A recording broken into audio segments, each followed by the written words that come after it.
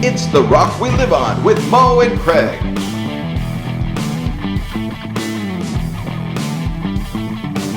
Oh, are we going to stop the live now or no? No. Okay, I didn't know if we were going to It gives me a stop the place live. to just get the live set up, so we'll do our So we're going to intro. keep the We'll live start going. Well, we could stop the live in just a little bit, but Okay, for now, let's cool. talk about Raja Jackson. Yes, Raja Jackson. I don't know how much of this you've seen.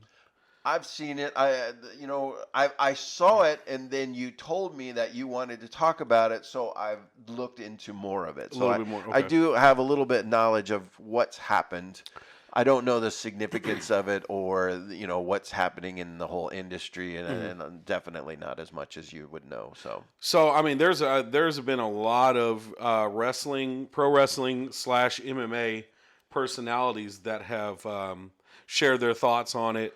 And I just, being a huge pro wrestling fan, somebody who's actually worked for a pro wrestling promotion before, kind of in the same realm as a Syko Stu, who was the guy who was assaulted. I'm going to put that out there right now. Oh, he was assaulted. Fully. Okay. But I've worked for an independent promotion, as well as that independent promotion, I've worked for partnering with the National Wrestling Alliance as well. So, I'm not just only a random fan talking about this. Yeah. So for those of you that don't know, Raja Jackson is Quentin Rampage Jackson's son. I believe he's in his early 20s. I meant to look up his age, because everybody keep calling him a kid. Oh, the kid this, the kid that, which I understand in that industry, and especially in sports in general. The veterans, the older guys always call the younger guys kid. The unfortunate thing that I keep seeing is they refer to him as the son of Rampage Jackson. They don't even use his name in a lot of things. Which I think partially leads to the problem here. Yeah. So let's start from the beginning, right? If you've ever, I've only seen some of their videos on Facebook here and there, not their full streams, but I know that they both stream, and they've got videos together talking about different topics and things like that. And I see some of those clips, and a lot of people feel like Rampage kind of belittles his son a little bit, and kind of emasculates him sometimes. I did see something where he challenged his son and said, "You'll never be able to beat me." And I think his son did beat him in a rather kind of humiliated his father. So I could see where that kind of goes back and forth. I could see that. I mean, the thing is, I feel like that might be a part of what's going on with his mental, right? But anyway, so some guy, I forgot that guy's name. I should have written down some of these names before we started talking about it, but he brought Raja to this Knox Pro was the name of the promotion. He brought him, and it looks like they were in the locker room area. Which was outside. Yeah, it's a wrestling event. Yeah, it's a pro wrestling event. Raja is an MMA fighter. Correct. So he was just going to kind of meet some guys and hang out. I guess, yeah. But see, according to the guy who kind of saved the day in this whole situation, and we'll get there in a minute, but he had mentioned that the guy who brought Raja actually had some personal problems with Syko Stu before. Okay. So did he bring him there to do something? There is speculation. Nobody knows. Right. But there is speculation. And that guy put out a statement and was like, no, this was a part of the show. It was a misunderstanding. It wasn't supposed to happen that way. Right. But anyway, so they're backstage. Seems like they may have already been drinking, which should be a no-no if I'm being completely honest. For at least at our shows, there wasn't going to be any alcohol consumption by the talent. With the talent, yeah. Before the show. Right. Now, after your match is done, if you want to start drinking, cool. Do whatever you want. And then at the end of the night, hell, we did after parties specifically for the wrestlers and the fans to party together and have a good time and engage with each other. But there wasn't going to be alcohol consumption before the show. Right. Or before your match. So I will say that in this first instance, it seems like Syko Stu was wrong. Okay, so when they go back there, they're doing their stream or whatever, and Syko Stu approaches Raja Jackson, and some words are exchanged, and he's like, "Oh, you don't know me?" Raja didn't know who Syko Stu was. Right, and it appears that he takes a can. Now I don't know if it was a beer can, a soda can. You know, was a so I'm not aluminum gonna can. say it was a beer can, but it was an aluminum can. He smashes it on Raja's head. Right. And then, people get Kinda involved and clarify that's who I that. am. That's what I do. Now you know. Kinda, yeah. Yeah. But in his mind, Raja's backstage, so he's maybe another worker. Because Right. and the term worker is used a lot or when people have been talking about this, but he's thinking he's somebody involved in the show. And which I can understand him thinking that because most of the time you're not going to bring just anybody to the locker room area, Right. even if it was somebody who was a friend of one of the talent and they wanted to meet some wrestlers or whatever. You might let them come up and meet them during an intermission or a time like that. But from the shows that I've been to and I experienced, not only our own, but ones that I traveled to with, some other talent of ours that I would go and help work their merch booth at other shows and stuff. Yeah. That just wasn't something that if you weren't a part of the thing, the show, you weren't in the backstage locker room. Okay. Even if you were there with a wrestler, you might get to go and meet the other wrestlers, but usually not in the locker room. Right. Okay. So anyway, but hell, their locker room looked like it was the parking lot. So I don't it know. looked like they were in some kind of tents behind the building. Yeah. Like little canopies, and that was it. They were just hanging out. So anyway, he hits him with the can, and then other people step in and like clarify that Raja's not a worker. He's not a talent. He's who he is, and blah blah blah.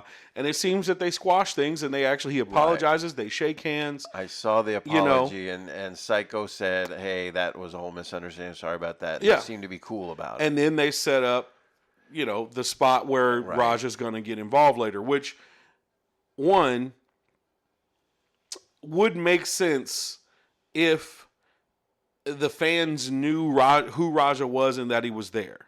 Right. But if they didn't, if only his people on his stream knew, what was the point of setting up that spot anyway? Because it wouldn't have mattered to anybody in the building.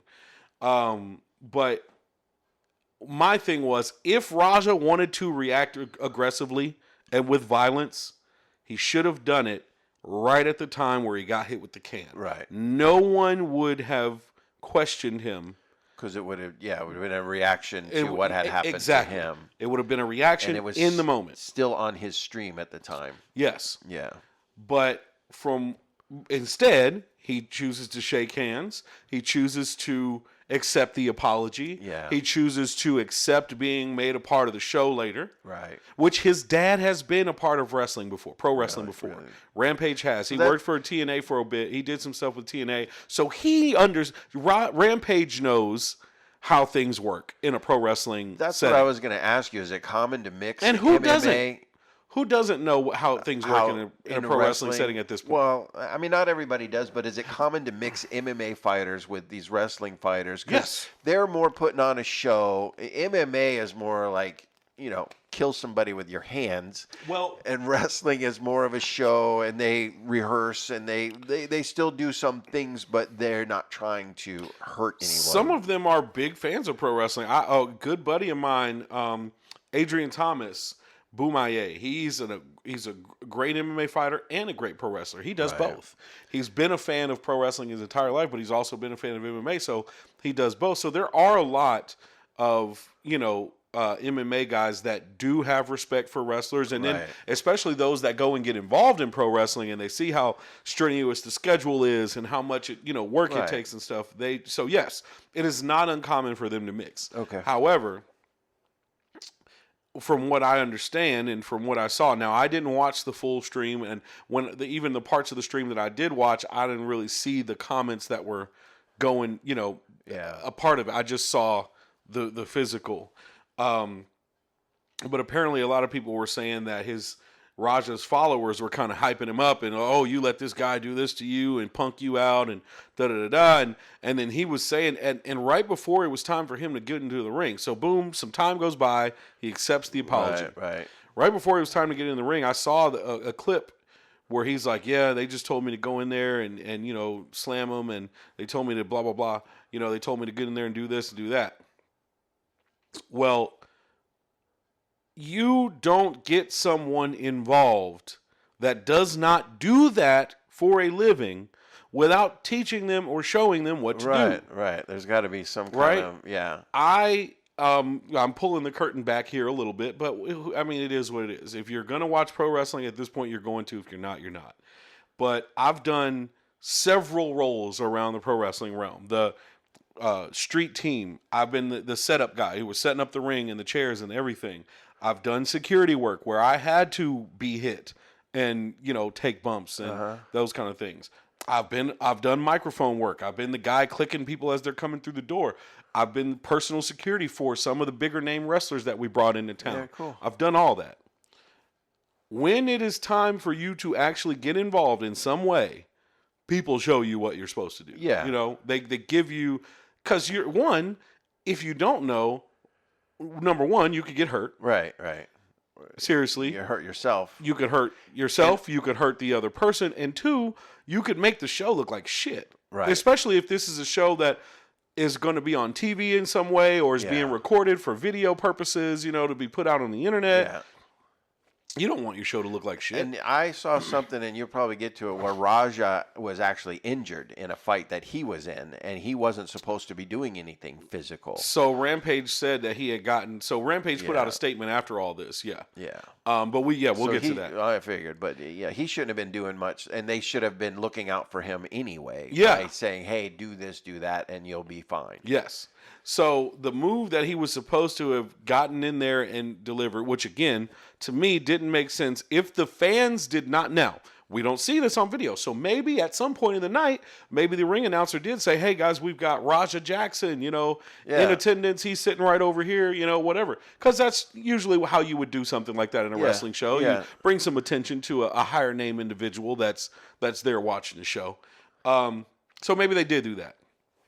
So that the fans would know who this guy jumped over the rail. Oh, okay, Raja's getting involved. Yeah. Because if they didn't, then the other fans would just think that's some random fan that's just jumping. Who's this guy? Who is this guy getting involved? Right. So he gets in there, he picks Syko Stu up. And Syko Stu, and here's where where I say Raja should be charged with assault and he should be going to prison. Syko Stu willingly gives up his body. Right. He willingly gives up his body. Okay, this is what we're going to do. And he terribly performed. It was supposed to be, I guess, a spine buster, but it was a terrible delivery of it. And he just slams him straight down in his head. He's already knocked out. He's knocked out, from the slam. Right. And then this piece of shit gets on top of him and just starts wailing away with clearly you can see these are punches meant to harm. Right. And he just hits him and hits him and hits him. And here's where... More than 20 times I saw. Yes. Here's where I say this was also a dropped ball. Whoever the fuck else was in that ring... Right. I am not even a trained wrestler. I'm very minimally trained to be able to do the stuff that I've had to do during the time where I've worked in a wrestling company, right? So that I don't get out there, hurt myself, hurt someone else, or make the show look bad. Right. You can clearly see that that was real. Well, he's knocked out. Yes. As soon as he's knocked out, everything stops. Even in MMA, anything, there's a referee throwing his body in between these guys. The ref didn't do shit. Didn't do a thing. Didn't do shit. And that's supposed to be when you're out there, the referee is kind of the glue that holds it all together, right? Well, they're the person that's hearing what's being said backstage, how much time we have left. Right. The guys need to know this, the guys need to know that. The ref is the one that's holding everything together. He didn't react at all. None of the other wrestlers that were involved in the match didn't do shit. The guy who finally came to break it up came from backstage. He had already had a match that night. So he was a wrestler that came out of the backstage to grab him. There were all these other guys out there. Attempted to do something, but he was unsuccessful. He got pushed off by Raja, and Raja continued to wail away. And the guy just kind of looked around like, I don't know what to do. Yeah. No, dude, you can clearly see that this has gone out of hand. Yeah. And somebody should have been tackled. And here, I'm gonna be completely honest with you. I don't give a shit whose son you are or how trained you are. If you came to our show, and I feel like I can speak for everybody that was a part of my team, especially on the security team. if you came to our show and you got out of line like that, not only are the wrestlers going to kick your ass. Right. I don't give a shit how trained you are. I don't give a damn who your dad is. Security's going to do it too. Right. You were going to get your ass beat in there. Everybody's going to jump on him. Yes. Yeah. That's what it's supposed to be. It's supposed to be a community. It's supposed to be a brotherhood. Yeah. You're supposed to look out for each other, especially in a sense where you are willingly giving your body to people and trusting them to not harm you. Right. So then when someone comes in with that intention to harm, okay, now you've broken broken the rules. You've broken the sacredness of what's going on in here, and you got to pay for it. You know what I mean? So to me, Raja's a piece of shit. Yeah. And he might need he might need therapy. The way that people talk about how his dad treats him, now again, I haven't seen it all. I've only seen a few videos. And it does seem like Rampage is messing with him a little, but it doesn't seem any worse than any other father or son. Right. Well, if I'm being honest, trying to make him tough, trying to show him what MMA fighting is all about. Maybe. But then afterwards, he continued to stream, and he leaves the building. He's outside talking shit. I'm tired of these motherfuckers playing with me, and blah blah blah. So that shows he did this on purpose. Oh yeah. He should have been arrested already. Yeah. He should have been arrested, and apparently there were some words that were coming out that were saying that some of the higher ups within the company. So I don't know if you ever heard of Rikishi. No. He was from WWE a long time ago. Well, not a long time ago, but a few years ago. But he's a part owner of this Knox Pro promotion. Okay. But I don't think he was there. But he, I don't know that it was him. But there were reports that some of the other higher ups were reaching out to talent saying, "Oh, if the cops or if the lawyer, if Raja's lawyer reach out to you, tell them they need to talk to us and don't share anything." Yeah. That's sketchy as fuck. Right. This dude came in and assaulted one of your talent. Shouldn't have been there in the first place. Right. Yes, Stu was wrong for what he did originally with the can. Right. But Raja had the chance to react then. Punishment. He did not. Punishment. He waited until he accepted an apology, and then Stu willingly gave him his body to come in there and assault him like a fucking piece of shit. Oh, yeah. Messed him up. So, yes. Raja Jackson, and then his dad came out and made a statement. He didn't really make an excuse for Raja, but he also, wished the best for Stu and, whatever. Well, he wasn't involved, so he's not taking responsibility for it. And then, his son needs to step up and take care of his own. And he's a grown-ass fucking man, I saw too. something about Rampage getting canceled on stuff, or it's affecting Rampage now. It can be, which is wrong. He was wrong. not there. Right. He didn't tell his son to do that. So we shouldn't be shitting on Rampage for what his son did. His son's a grown man. Yeah. But Raja should be arrested for assault. I would go as far to say attempted murder. Well, Syko with the amount of times that he hit him. Syko Stu suffered. He was unconscious when he got to the hospital. Yeah, he got a bunch of his teeth knocked out. And I think broken jaw. You broke on both top and bottom jaw. Yeah. I saw some broken facial bones. I don't know which ones they were. So he had a concussion. And he was unconscious, and he's messed up for a while. And then there were some really horrible takes by some other some wrestlers and MMA fighters, and then some really good takes. Yeah. One of the ones that I want to mention, just because I thought it was a really stupid take, and this is from a wrestler that I really, really respect and I've always enjoyed, Mark Henry. Mark Henry mentioned how things used to be in the old days, and I'm not going to go into the whole thing. And if you want to see any of these videos, obviously you can look them up. Raja Jackson, Syko Stu. You can see what RVD had to say, Chael Sonnen, Mark Henry, all these guys. But the one I want to talk about is Mark Henry, because I thought it was a really dumb take, and especially coming from him. One of the things about the old days is they said that, when wrestlers would get beat up in any way, that shows you can't fight, and you'd be fired. And he kind of said that about Stu in this situation. Like, well, and one of the things we learned about this is you can't fight. Stu can't fight, yeah. I'm like, he wasn't trying to. He wasn't trying to. Back in those days, that was referring to if you went out to the bar, if you went out with the boys and you're having some drinks and some tough guy thinks, oh, look at these wrestlers, that shit's fake and we'll kick your ass. If you lost that fight, Well, yeah. okay. How are we going to sell you on TV as a tough guy if you went to the local bar and got your ass kicked? Just average Joe Yeah. gets you. Yeah. But in this case, Stu had already given up his body willingly, and this happened. He was already knocked out. He didn't have a chance to defend himself. No. So for Mark Henry to say that, I thought that was really stupid. That was especially coming from someone who, and he kind of projected his former insecurities and issues in the wrestling business, kind of projected that onto this situation, how he used to kind of get not so much bullied, but like ribbed is like joking. You play pranks on people and stuff like that. He was what ribbed is. Oh, I don't know. You say you don't know not that old. So he's like projecting how he hated that when he first came in and he had to be taught things and blah, blah, blah. He projected that on the situation, which, again, if Raja had reacted physically at the very beginning when he got hit with the can, completely understandable. Yeah. Nobody's going to say he was that's not wrong. in the ring, and that's a fight.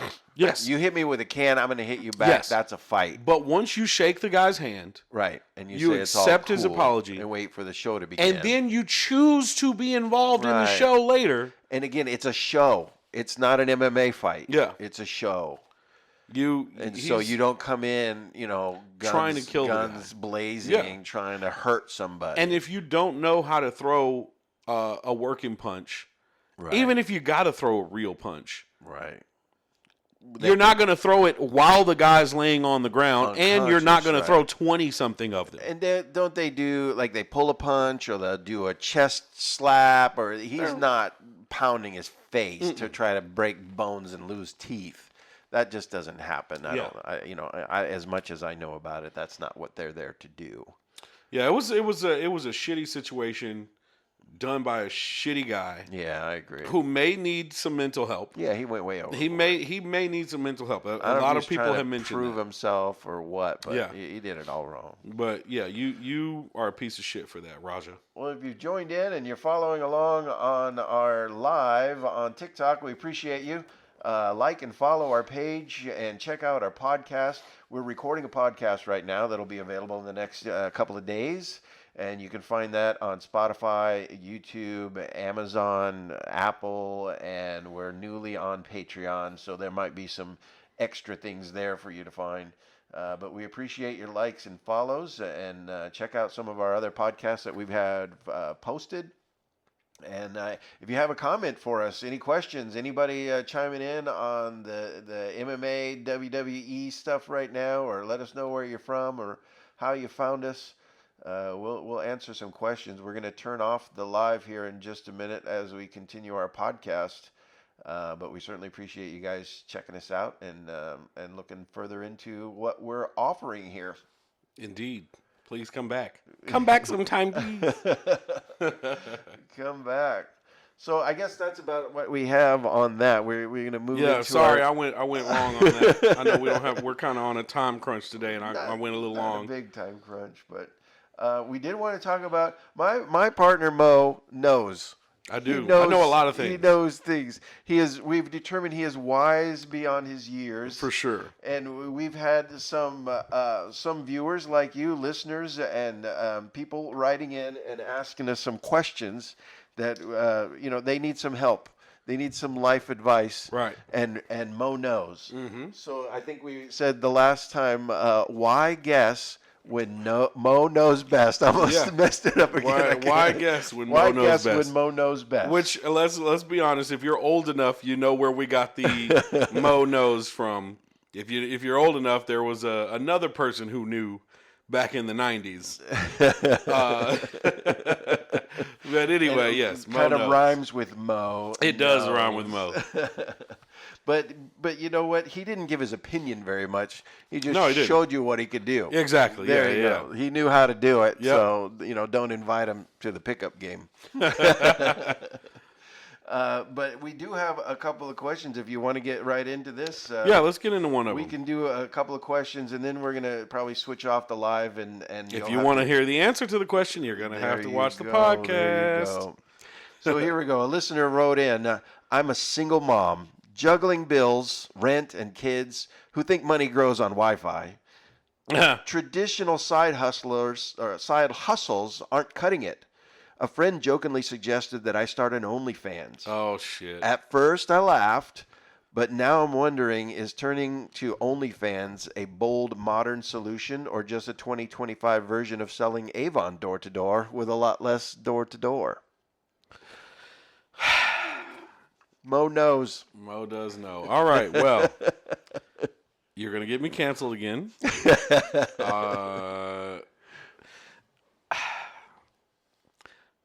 Let me start by saying I have lots of friends who are within the sex work realm. Okay. And I know that window, I mean, that is very inclusive. It's Yeah. OnlyFans, prostitutes, strippers, escorts, dancers, all those things fall into the sex work box.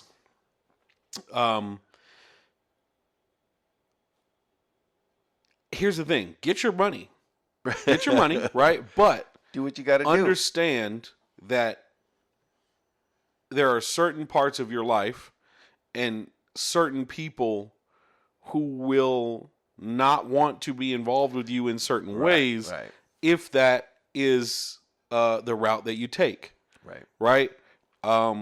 For instance, she said she's a single mom, right? Yes. Okay. Just trying to make ends meet, paying the rent, providing a lifestyle for her and her child is tough on the salary that she has. So she has a regular job. Right.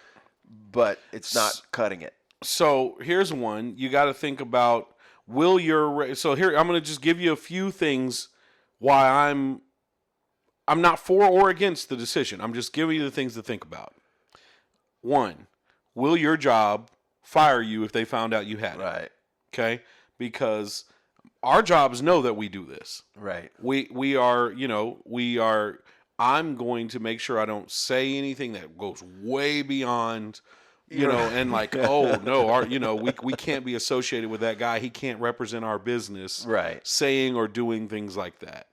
A lot of jobs are not super accepting of women in the sex work realm. Correct. Especially having OnlyFans. 2, think about your child in the future. Right. And see, here's where a lot of the women who do it say, "Oh, well, it doesn't matter because that child's going to have anything they want because I'm out because I'm doing OnlyFans."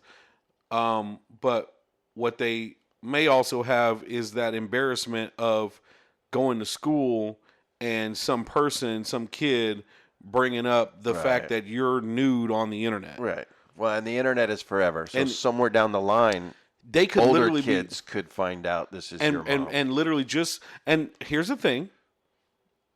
Yes, those kids who do that are wrong. Let's be honest here. The kids who choose to do that are wrong. Yes. However, you can only think for yourself and for your family. Right. You can't think for everyone else. Right. We know that people do wrong in this world. So we should try our best to make sure that our kids don't have to encounter that wrong. Or if they do, because they're going to at some point, it is very minimal. And some of the wrong they encounter is not caused by us. Right. In this case, that wrong would be caused by you. That person did do wrong, but you made a choice to put your naked body on the internet. One quick point on that. I always said as a father, the hardest part about raising kids was fighting society. Yeah. And you're talking about just the kids that they meet on a daily basis because they will believe other kids before they will believe you. Mm-hmm. They will listen to others' advice before they'd listen to you. So which makes no sense at all. Right. And you got to keep fighting. You just got to keep telling them and repeating it so you're in their head when it comes to make a decision. They hear you and not the others because they've been hearing you your whole life. Yeah. But if you throw something like that on top of it where they have some kind of, they've got the papers or what's the term I'm looking for? I got the receipts. That's it. The receipts. Yes, hey, I'm learning new terms. If you've got the receipts, there's not a lot the kid can do. Yeah. And they're going to get ridiculed and have an issue with it. And it may not be now, but it could be somewhere down the road. And you just don't want to have those receipts out there for people to use against your kids. For sure. Because they've got enough to deal with already. I agree 100%. Another aspect is you said you're a single mom. do you plan on getting into another relationship at some point? Right. Because there are a lot of guys out here that are not open to cool dating with that, yeah. someone with an OnlyFans or someone that is a stripper or whatever. Even it's now there are some guys that are. OnlyFans is a non-contact sport. Yeah, well, not always. It can be. Not always. It can be. I mean, you can choose to do as much or little as you want. I mean, you could just post your feet. And I was about to say, now, if you're just doing feet pics right. or something like that, okay, that's a little different. Right. It's a little different.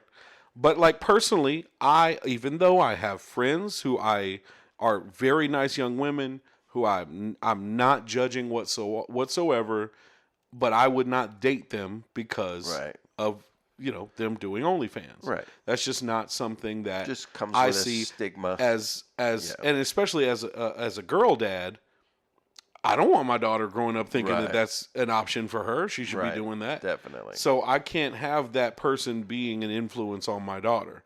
So those are some things you have to think about. Is now you might find a guy who's cool with it. If you even care about that. If you're just planning on being a single mom forever and you don't give a shit about being in a relationship with another dude, then cool.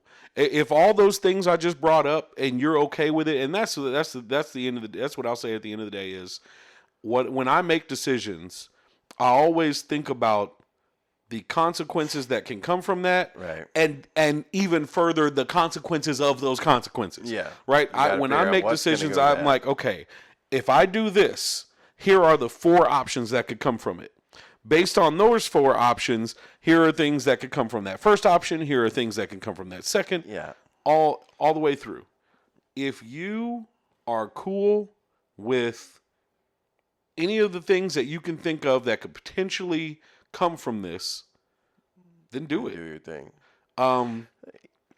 I'll give you some, advice on some other things you could potentially do. There's a lot of things you can do. There are a lot of different side hustles out here. I mean, I've looked up some before. I ended up, settling on DJing on the weekends, which works out for me. Which honestly, especially at a dive bar, if you have a local dive bar and you've got Spotify, you could be a DJ on the weekends. There you go. I don't bring turntables and do all the mixing and all that kind of stuff. Dancing. No, if you have a local dive bar and they need just a weekend DJ, if you've got a laptop and Spotify, you can go make you some extra money on the weekends. You're just providing the ambiance. Yes. For a drinking establishment. Exactly. Some people might dance, some people might not. Some people might ask for requests, some people might not. Yeah. But that's a good way to make a few extra bucks.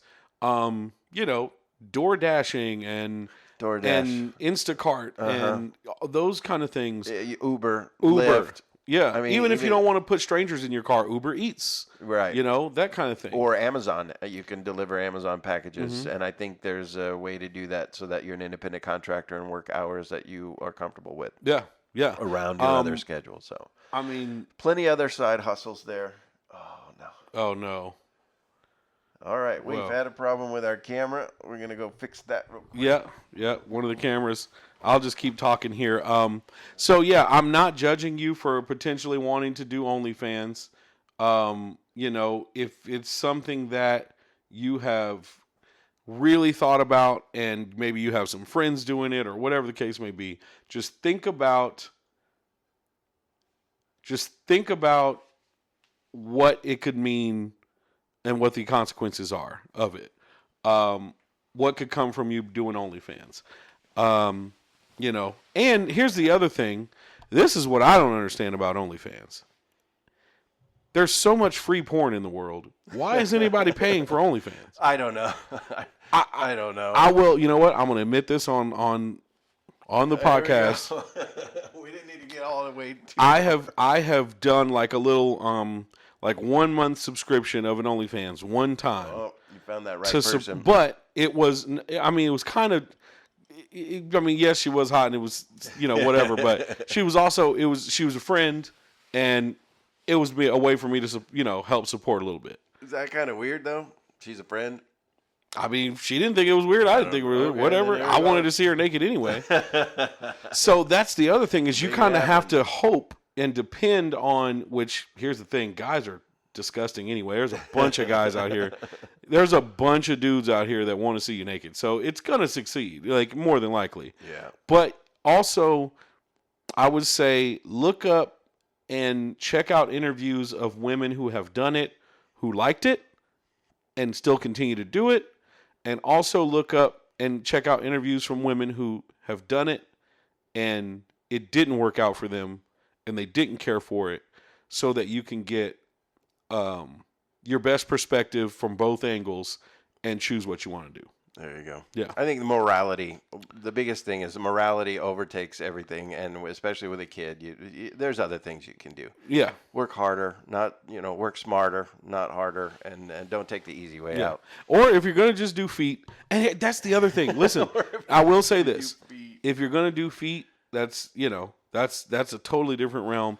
And there are a bunch of a bunch of men. This is why OnlyFans and things like that is so successful. Men are freaks and are disgusting. And literally there is a guy out there. If you can, the most disgusting thing that you could think of that you could do, as long as you're a woman doing it, there's some guy that will pay to see you do it. Yes. And that's crazy. If you wanted to sell your underwear freshly farted in, there's a market. There is a market for that. Yes. There are men online who are so weird and so I don't even know what other word to use for it. I don't understand weird and any creepy. Of that. I don't understand how that is even. They would pay you for your farted in underwear. That's crazy. So that's what I'm saying. You're making a case for the ladies. I'm like, oh, hey, no problem. No, I'm just saying there are ways to be a part of that world without having to completely expose your body. You can be somewhat anonymous or even anonymous, and it can be no contact. Or even if you share some pics of maybe in lingerie or whatever, just so to pique their imagination, and then only sell them farted in underwear or used socks or a mason jar full of your puke, whatever it is. So nasty. But I guarantee you, all three of those things I just said, there are guys out there that want there's people that'll pay for it. Yeah. All right. Well, Mo knows. That is successful question. We've got the answers to this dilemma for this young lady. Hopefully, she made the right choice. And best of luck to you. Best of luck to you. I hope we caught you before you made your decision. I hope you hear this before you made your decision. We do have some other ethical questions, but we're going to have to save that for the next episode and present them to Mo. Check us out. Follow us. Like us. If you like what you hear, let us know about it. If you don't like what you hear, let us know about it. Please. But I think you'd like it. I think you'd like our other episodes. And we certainly appreciate you following and chiming in. It's also your podcast, so we'd love to cater it to whatever you'd like. Absolutely. Thank you all. We appreciate you. We'll see you on The Rock We Live On. Hey, thanks for checking out The Rock We Live On with Mo and Craig. Make sure you like and follow us on TikTok, Facebook, and YouTube. And then you can also find us anywhere where you listen to podcasts. We're on all platforms. Or check out Spotify podcasts to watch our videos. Thanks a lot.